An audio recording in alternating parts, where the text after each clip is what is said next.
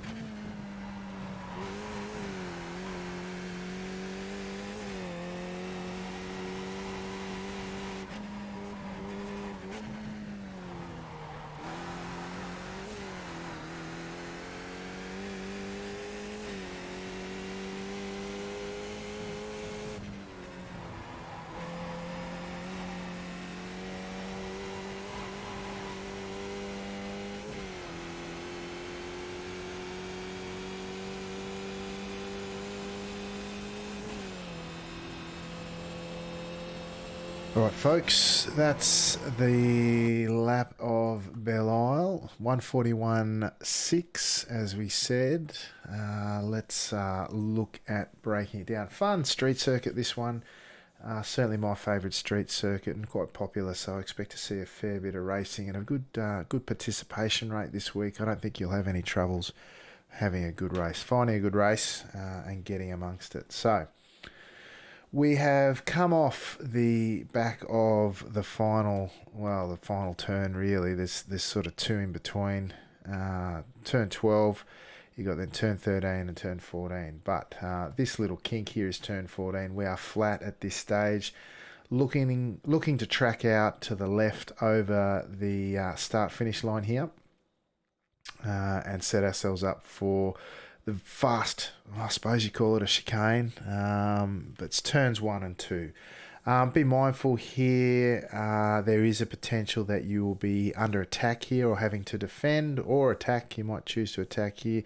So not as often as you might think, not a primary passing opportunity, but certainly one to be aware of and have a think about practicing compromise lines through here. But realistically, what you're trying to do is have a plan for both of these corners, turn 1 and 2, because you really need to maximize your speed on exit here as we head up Central Avenue on the exit of turn 2, because turn 3 at the end of the next straight is probably the best passing opportunity on the track. So you beware if you're attacking, really think about how you're going to set up and nail these two corners. And if you're defending similarly, be prepared to maximize both your run through here and then be thinking about how you're going to defend into turn 3. So we've got nicely positioned marking boards here at 400, 300, 200. Just after the 300 board, we're going to look to lift and set up to turn in around the 200 board. Just prior to, you can see there's a slight application of brake somewhere up to around, I'm going to say that was 45%. So the thing about these two corners as we're stringing them together is you're focusing on the exit speed of turn 2 to maximize your speed at the end of the very long straight. Every kph, kilometer an hour, that you waste on exit of this corner costs you at the other end of the straight. Okay, so by that we mean typically on a corner to the right, you will try to kiss the apex there at the grate and get on the gas before then, as Christian has. And notionally, if this was a straight afterwards instead of a left-hand turn, you'd be pushing the car out to the left. But instead of doing that here, we're not going to push all the way out to the left. We're going to go to about half track, okay? Because what we're trying to do is carry a fair bit of speed through turn 1, but open up our run into turn 2 to maximize where we really want to focus on the exit. So as we're coming through here, please note that both there's the early application of throttle. But the other thing to remember too is there's still a bit of space there on the right, and you can ride that curb there on the inside if you choose to do so, even touch a bit of the grass, depending on how you do it. The other thing I'll note here is Christian's gone down to 3rd gear, even though he's by this stage done a lot of laps and the tyres are well and truly up. Depending on your driving style here, you may choose to stay in 4th gear and manage with pedal inputs, brake and throttle, rather than the engine braking. It's really a stylistic thing because you can use the engine to rotate as much as you can the pedals. It'll be down to your personal preference as to how you might do that. Either way is fine. So we've come across to the apex, and again, remember there's probably about a tyre width on the right that you could use as well, in addition to this, if that's how you choose to attack it. But by the time we get to that grate just in front of the car, we're on full throttle and we're ready to go for turn 2. Again, this is as far as I would think about tracking out. If you've pushed out further to the left, you're really compromising the exit of turn 2, which is the one that you really want to focus on.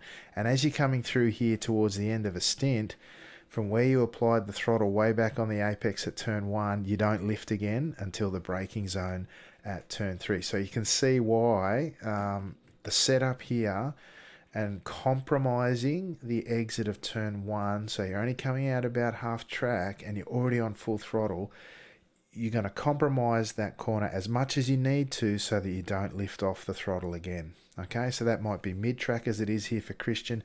It might be a little bit more compromised if you're someone like me and can't necessarily navigate the corner too much or as well as this. Now, just be mindful that you can see upcoming here there's a crest on the exit of turn 2, and that will unsettle the car a little bit here, particularly early on in a stint, and you've got to watch the car washing out into this wall on the outside of the track. That'll catch a few people out, and also similarly the rear stepping out and maybe even causing a spin. So just be mindful of that, particularly early in your stint. Now, the run down to turn 3 is very important strategically. If you are in a battle, people will look to position their cars as where they think they can come out of turn 3 in front. But just be mindful to practice the narrow entry line on the right-hand side of the circuit. But if you're on your own here, this is the more classic line. Now, this is one of the fastest, if not the fastest part on the circuit. And again, it's well marked into the braking zone. So we're looking here to spot about the 300 board, where just before we're going to lift and start braking. Quite a heavy braking zone here, of course. You can see relatively heavy, up to about 50, just over 50%. And we're looking to start lifting off the brake and turning in. You see we even get up to about 60%. Just before there's a white line that traverses the track in front of us, or just before the 100 board, and just ahead of that, we're going to, with the brake still on, a little bit of steering input to start rotating the car. But as the steering input does come on, you can see exactly what that did. That little bit of input, you can see that a little bit of right hand down with the brake on so heavily really causes a lot of rotation in the car and an immediate correction from Christian to counter steer to keep that that rotation under control. And as the brake comes off, you're looking to come back on with the steering input, and you can see this early application of throttle. What we're trying to do here, and it won't be a full application unless I'm mistaken, we'll see in a second, is nail this apex curbing. One of the things to think about at this circuit is not only is it very bumpy, but there are some curbs that you can absolutely ride. So think about changing your setup this week. It's one of the few tracks where you might raise the front of the car, drop the SPO down to 3 or even 0, depending on how you feel, just to give that little bit more play in the car, and your front wing will thank you, put it that way, as will your lap times as a result. So we're going to try and hit this curb pretty hard. You can see there's a good piece of the curb taken as Christian runs through here. And we're not on full throttle, as I said, until the car's settled off the edge of that curbing there. So depending on how you run through, you might be able to get it a bit earlier, depending on whether you turn in a bit later into the corner, or you're just going straight through like this. Now we're going to track out all the way to the left. That is dead set as much as you want to take for two reasons. One, any more than this, and any inch more, centimetre more than this, and you will grab an incident point. But also, it's one of the very few, if not the only places where if you clip the grass, you can lose the rear of the car as well. So we're going to continue on from there. Big track out there. Now we're approaching here at turn 4. The other thing I should mention is, please expect in the heat of battle to be still 2x2 here. So when I talk about practicing multiple lines through turn 3, I mean on entry and exit, because it is not unusual for battles to be continuing through this part of the circuit into turn 4. So not a great deal of reference points here. So my tip to you is look up and spot your apex early. Use that as your reference. In the main, you might find something else that helps you, but for me, it's typically looking up the track. It's a good habit to get into anyway, so look up the track and try and spot this apex. So we're going to lift just a fraction of throttle. Now, it might be that a fraction of brake. You might choose to use a fraction of brake like Christian does. You might choose to use the aggressive lift off to get the rotation. I think the balance is probably in favour of a touch of brake. As we do that, it's a touch of brake to rotate the car, and then we're looking to, as you see, there are some curbs that we can use here, and this one is no different. This is absolutely as much curb as you want to take. We're still in third gear, if I'm not mistaken. Yeah, there's no need to change down here. We're going to take third gear, ride this and probably no more without picking up the incident point. And we're on full gas. Very early here. You can see as we approach the corner, the gas comes on before the apex. Oh, I'm just trying to get that right. Sorry, the keyboard work's not great. And you can see we're on full throttle before we've hit that apex curb. This is one you don't have to worry about the car being unsettled. It's pretty good for that.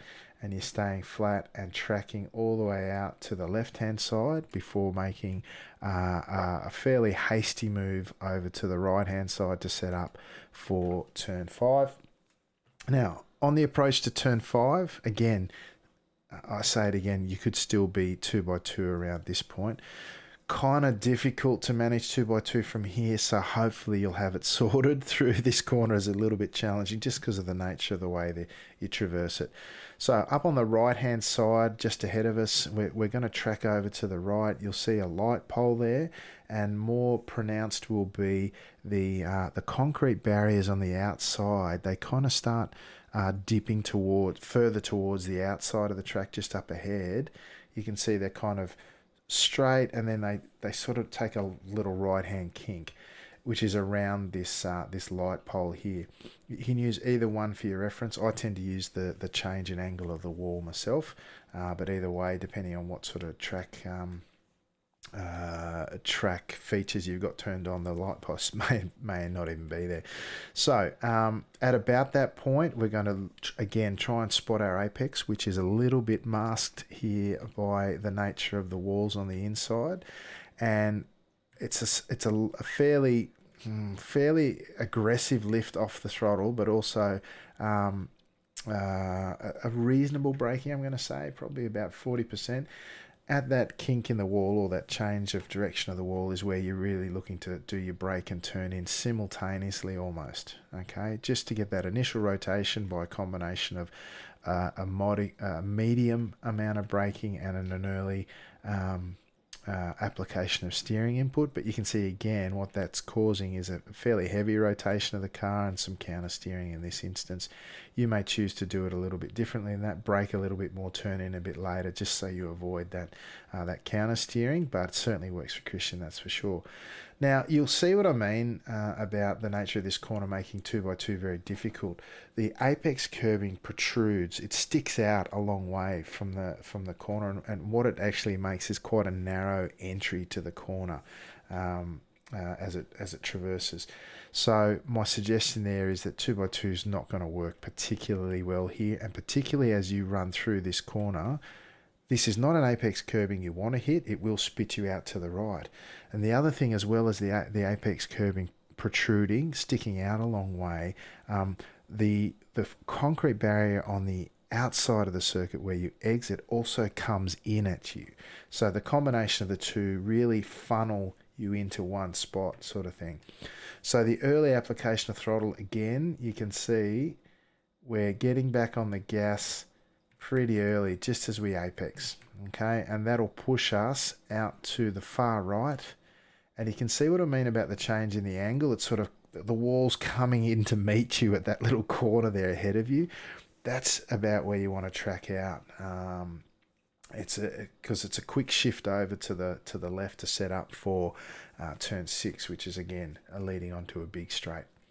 So we track out all the way to the right here. That is as good as you want to do, I think. And then we're going to quickly traverse over to the left-hand side of the circuit to set up for one of the most important, if not the, well, it's probably, I'm going to go, it's the second most important after the exit of turn 2. So, because it's got a long straight at the end of it, up Strand Drive into turn 7, which is probably your second best passing opportunity on the circuit. So, we're going to spot on the right hand side. You might have the track detail up and you can see that light post. If not, I tend to use the black signage on the concrete barrier as a reference as to where I'm going to try and be spotting my apex, touch on the brakes and turning in. So you can see it's exactly there at about that point that we're touching on the brakes and looking to turn in shortly after. Now, you can turn in a bit later than this if you want to open up the corner a bit and get on the gas even earlier. But as you come in, you are trying to get so close to this wall on the inside and hopefully come at it from a point where you can attack the throttle nice and early as you apex and exit the corner. We're going to track all the way out to the left. One thing about this circuit is it takes a lot of courage and commitment. Really, commitment is the key word, because the closer you are to these walls, the faster you are. Obviously measure that, your enthusiasm for that concept, with remaining in a straight car. So on the exit there, be aware that, again, this is, I'm going to say it's not quite as long as that front straight, but it's pretty close.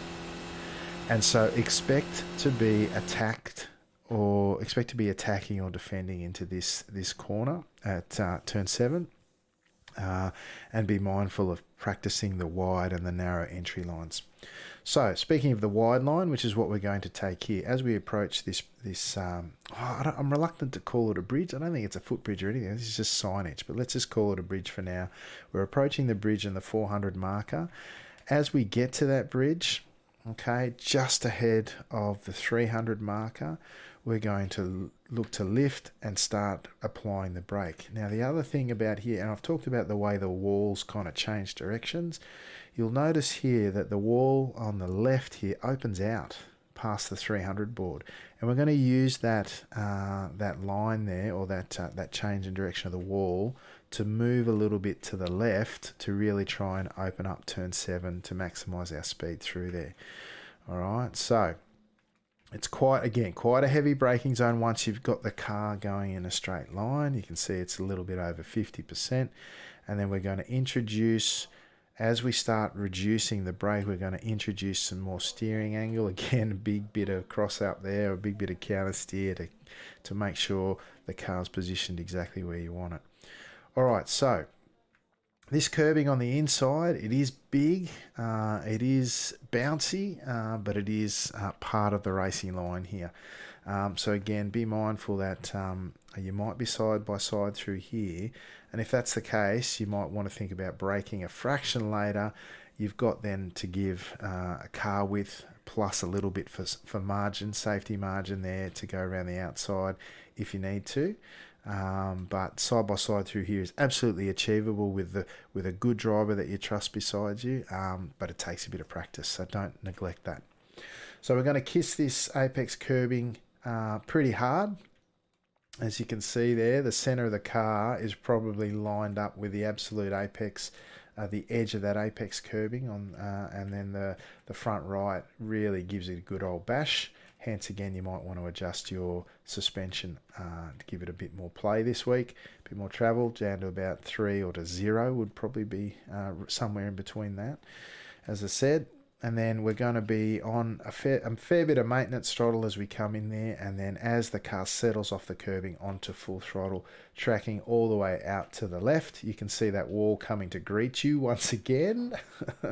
Be mindful of that. That's a pretty good line through there. There's not much left to spare. You're going to quickly move over to the right-hand side to open up the corner for turn 8.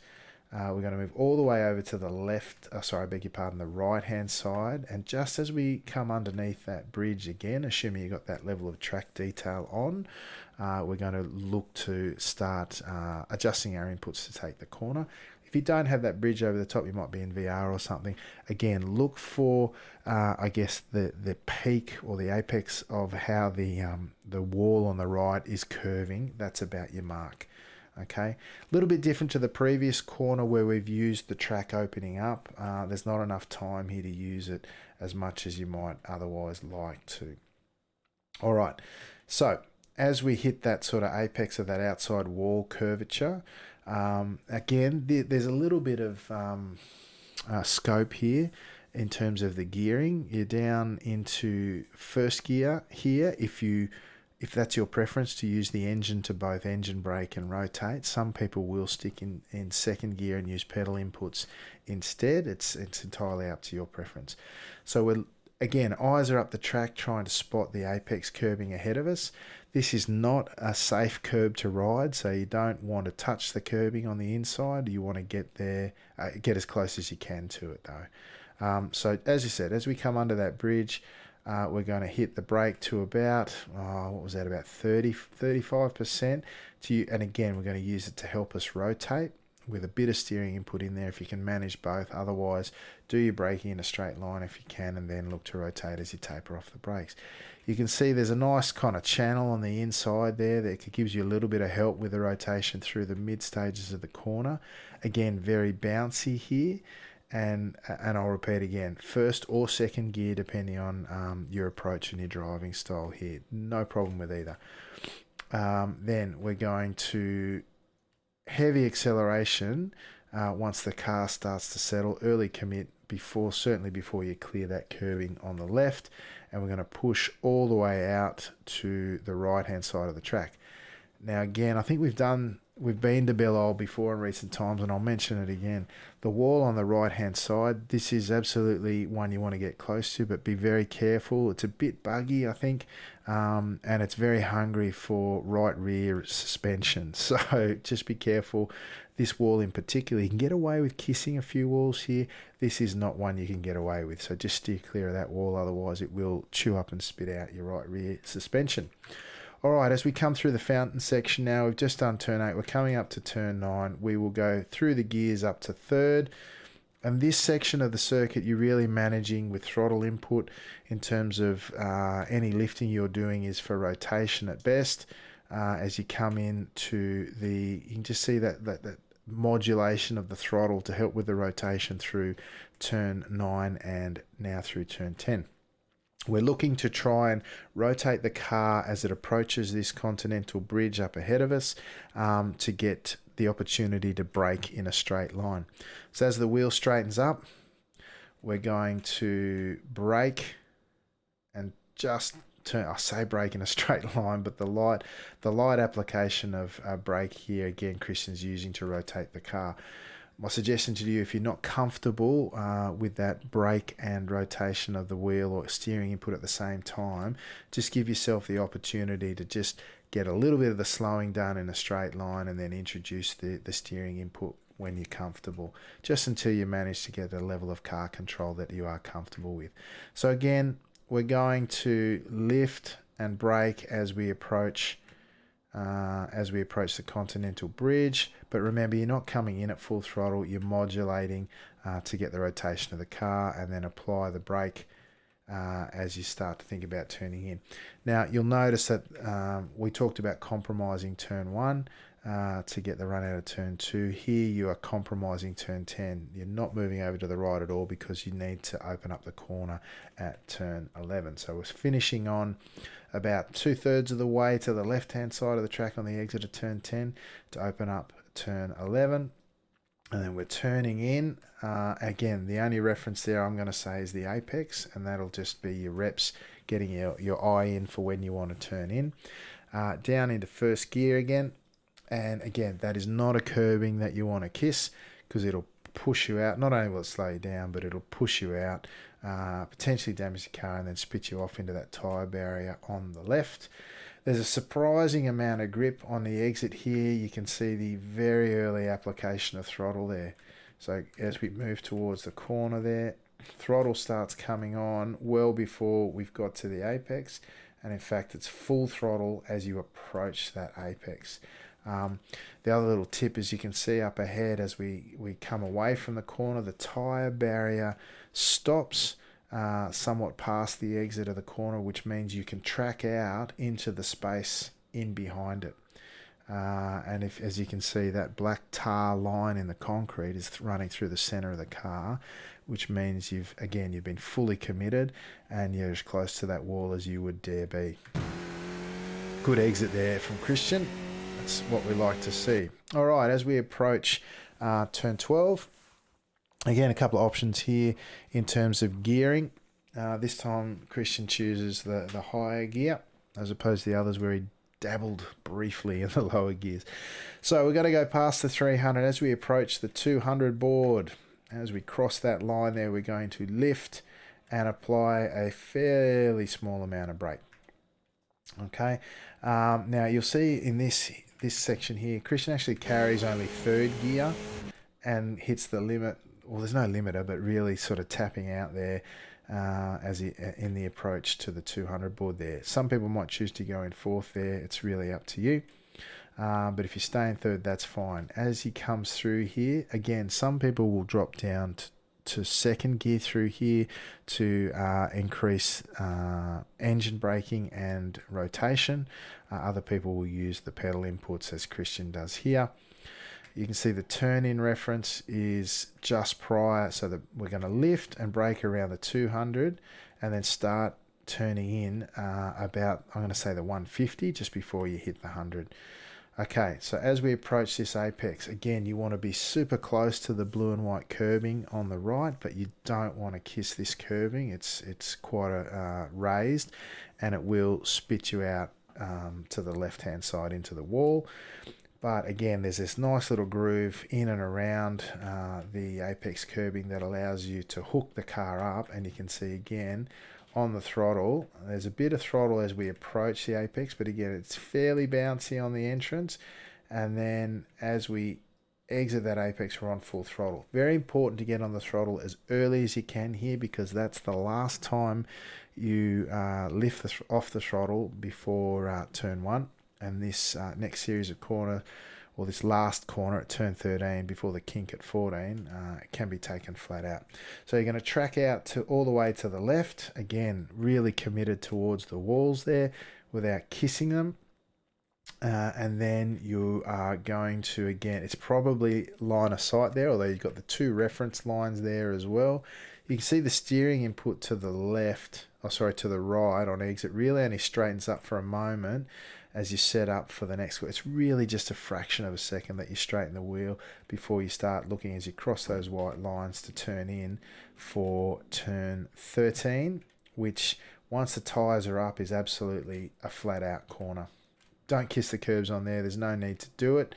And then open up the wheel to track out all the way to the left-hand side as we finish the last challenging bit of this.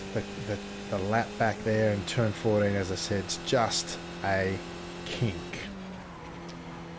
And folks, that is our lap.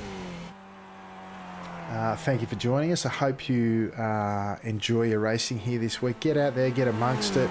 It's a great fun track, quite popular as well. But yeah, thank you for joining us. I hope you got something out of today.